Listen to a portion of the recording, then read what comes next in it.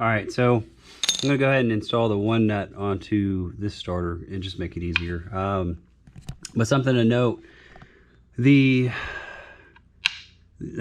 standard bolt that goes in here for one of the engine bolts is not going to work with this guy. I mean, you can make it work, but it's not like a normal bolt head. So when you go to take it off, it's just going to, or put it on rather, it's just going to spin.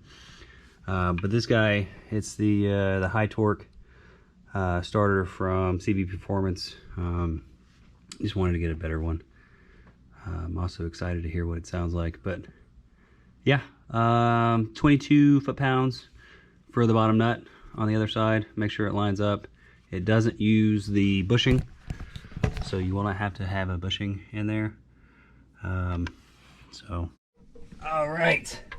So I've got my wires hooked up to the starter. Wouldn't get too crazy with cranking down on that nut, but there it is. All right.